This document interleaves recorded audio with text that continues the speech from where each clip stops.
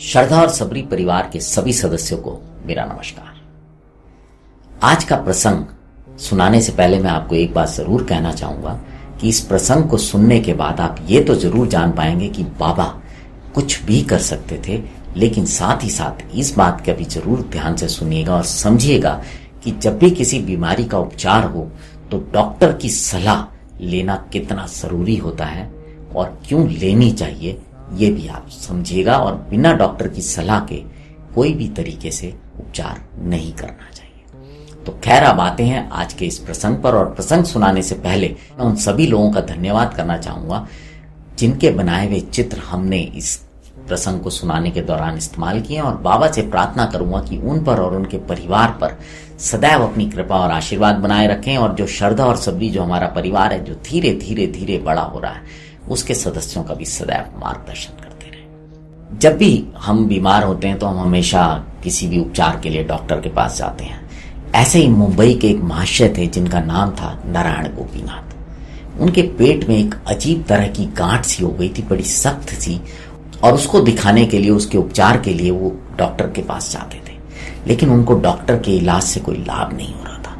उन्होंने एक डॉक्टर बदला, दूसरा डॉक्टर बदला, पर उनको इस उपचार से कोई फायदा नहीं हो रहा था और उनकी परेशानी बढ़ती जा रही थी और उस गांठ की वजह से उनको कष्ट भी होता था। और जब भी हम इस तरह की परिस्थिति में होते हैं तो हम हमेशा चर्चा करते हैं अपने मित्रों से, परिजनों से। ऐसे ही जब वो चर्चा कर रहे थे अपने एक मित्र के साथ, तो वो जो मित्र थे वो बाबा के भक्त थे। और जो साईं बाबा के जो भक्त होते हैं उनकी एक खास बात है कि जब भी कोई बात होती है, कोई समस्या आती है, तो सबसे पहले वो बाबा का ध्यान करते हैं। और ऐसे ही जब इस जो मित्र ने अपनी समस्या बताई कि मेरे पेट में ऐसे ऐसे गांठ हैं, तो उस जो बाबा का भक्त था उसने बोला, तुम एक काम करो, तुम शिरडी चले जाओ और बाबा के दर्शन करो। अच्छा, यहाँ पे मैं ये बता दूं कि ये प्रसंग मैंने सन 1923 में प्रकाशित साईं लीला मैगजीन के अंक 10 से लिया है। तो इसको पढ़ने से ये समझ में आ रहा था कि उस समय बाबा शिरडी में विद्यमान थे और ये जो महाशय थे मुंबई के थे।